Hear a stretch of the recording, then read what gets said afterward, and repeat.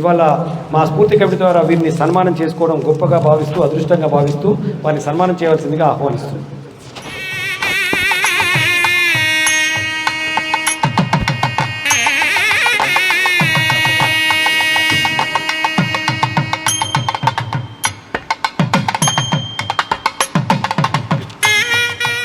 Advocate అన్నగారికి కూడా ఒక విజ్ఞప్తి, దయచేసి ఒక్కొక్క 2 నిమిషాలు మాట్లాడితే ప్రపంచవ్యాప్తంగా ఇది పోతుంది కనుక అసలు మీ వ్యూస్ ఏంటి అనేది కొంత తెలుస్తుందని అవకాశంతో మరీ రిక్వెస్ట్ చేసి మాట్లాడాలని కోరుతున్నాను.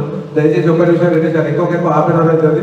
మన అందరి పేరు మాట్లాడినా కానీ దయచేసి 2 నిమిషాలు 3 నిమిషాలు మాట్లాడవలసిందిగా విజ్ఞప్తి చేస్తారు. నిల్చుంటే ఎనర్జీ ఉంటుంది. ఈనాటి ఆహ్వానితులు మరియు నాతోటి సీనియర్ జూనియర్ న్యాయవాదులందరికీ నా యొక్క నమస్కారాలు. నేను ఈరోజు వృత్తిపరంగా కాకుండా ఒక 2 విషయాలు ఈ కమిటీ పెద్దలతో ముచ్చటిద్దాం అనుకుంటున్నాను. ఏంటంటే స్ఫూర్తి కమిటీ అని నేను ఈరోజే రికగ్నైజ్ చేసిన, అసలు యాక్చువల్గా నాకు తెలియదు. ఇది చాలా మంచి మీ ప్రయాస. అంటే మీరు మమ్మల్ని కూడా అందరినీ ఇంటలెక్చువల్ ఇక్కడ తీసుకొచ్చి ఇంత మంచి ఆహ్లాదకరమైన వాతావరణం సృష్టించారు. సీనియర్లు జూనియర్స్ అని మీరు కూడా రికగ్నైజ్ చేసి ఈ కార్యక్రమంలో నేను ఒక 2 విషయాలు చెప్పదలుచుకున్నాను. మీరు చేస్తున్నారు కదా, మీరు ఒక మాట చెప్పారు, మన కమ్యూనిటీలో చిన్నవారు పెద్దవారు అనే తారతమ్యంతో చెప్పారు కదా.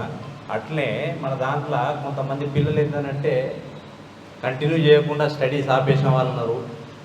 ఇంకొంతమంది పిల్లలు కాంపిటేటివ్ ఎగ్జామ్స్లో ఉన్నారు.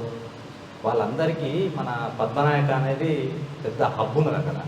దాని ద్వారా ప్రయత్నం చేస్తే మీ వంతుగా, ఎందుకంటే వాళ్ళకు మన దాంట్లో ఇంటలెక్చువల్స్ ఉన్నారు, కోచింగ్ లాగా కావచ్చు, లేకపోతే చిన్న చిన్న ఉద్యోగాలు మన దగ్గర వ్యవస్థలు ఉన్నాయి. ఎవరినో పెట్టుకునే కంటే ఆ 15,000 20,000 ఇచ్చి ఆ పిల్లల్ని మన దగ్గర రిక్రూట్ చేసుకోవడము, లేకపోతే వాళ్ళకు ఈ మధ్యకాలంలో చూసుకున్నారా సంబంధాల విషయంలో చాలా ప్రాబ్లం ఉంటున్నది.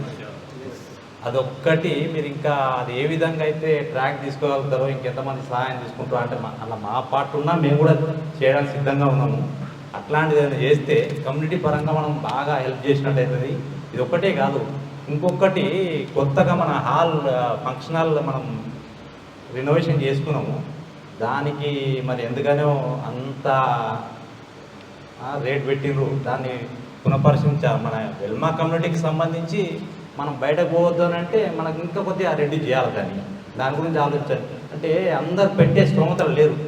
పీ పార్క్ అట్లా పోయి 5 లక్షలు 10 లక్షలు పెడతారు కావచ్చు, కానీ ఇక్కడ మనది దగ్గర ఉంటుంది, అన్ని రకాల వసతులు ఉన్నాయి. దాని గురించి కూడా మాట్లాడాలా. అంటే ఇప్పుడు మా కమిటీ ఉన్నది, సీనియర్స్ ఉన్నారు, అందరితో కూడా ఈ దృష్టికి తీసుకుపోతున్నా అన్నట్టే చెప్తున్నా నేను. బాగా అయిపోయింది. 3 లక్షలు మనం ఒకటి వాళ్ళు రసీదు ఇస్తారు, దానికి GST కట్ అవుతుంది, తగ్గియరాదు. బయట ఫంక్షన్ హాల్ ఎట్లుంటుంది అని అంటే 3 లక్షలు తీసుకున్న వాడు ఏంటంటే రసీదు ఉండదు, అక్కడ GST ఉండదు, దాంతో నాకు తగ్గుతున్నది. అంటే ఇట్లా టెక్నికల్గా కొన్ని చెప్తున్నా. అంటే మన మెంబర్స్కు అట్లీస్ట్ వాళ్ళ ఇంట్లో ఆడపిల్ల పెళ్లికో మగపిల్ల పెళ్లి అనుకో తగ్గించని అవకాశం తగ్గించాలి. ఒకటే సంవత్సరంలో మొత్తం రాదు కదా. ఇట్లాంటివి తీసుకపోతే బాగా ఉన్నాయి. ఈ కార్యక్రమాన్ని దిగ్విజయంగా జరిపించిన రఘునందన్ రావు గారికి మరి వారు సహకరించిన పెద్దలకి అందరికీ కూడా నా హృదయపూర్వక నమస్కారాలు. థ్యాంక్ యూ అనండి.